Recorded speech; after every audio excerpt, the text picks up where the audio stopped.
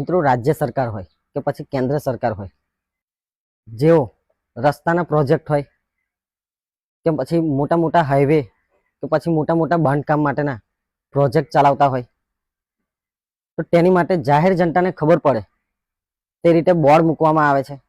દરેક વિગત તે બોર્ડમાં જાહેર જનતાને બતાવવામાં આવે છે. પરંતુ ગ્રામ પંચાયતમાં શું, આપણે આગળની ઘણી ગ્રાન્ટ વિશે વાત કરી, જેમાં ગ્રામ પંચાયતમાં ઘણું અનુદાન આપવામાં આવે છે. પરંતુ શું ગ્રામ પંચાયત એની વિગત જાહેર જનતાને બતાવે છે?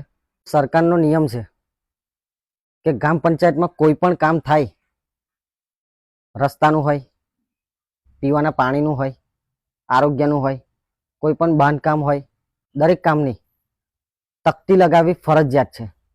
અને તકતીમાં ઓછામાં ઓછું લખાણ કઈ ગ્રાન્ટ છે અને કેટલું અનુદાન અને કેટલા રકમનું કામ થયેલું છે એ રકમ લખવામાં આવે છે અને આ ફરજિયાત છે. પરંતુ ગુજરાતના ઘણા એવા ગામડાઓમાં આ તકતી લગાવવામાં આવતી નથી.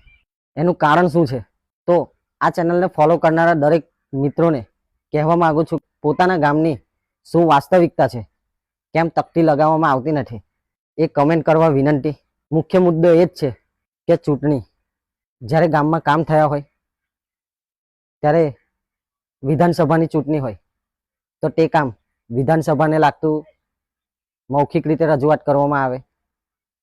જ્યારે સ્થાનિક સંસ્થાની ચૂંટણીઓ હોય ત્યારે એ કામ એ ચૂંટણીને લક્ષી બતાવવામાં આવે. જ્યારે લોકસભાની ચૂંટણી હોય તો એ કામ એ ચૂંટણીને લક્ષી બતાવવામાં આવે. મોટામાં મોટું કારણ આ જ છે. ધન્યવાદ. જય હિન્દ, જય ભારત.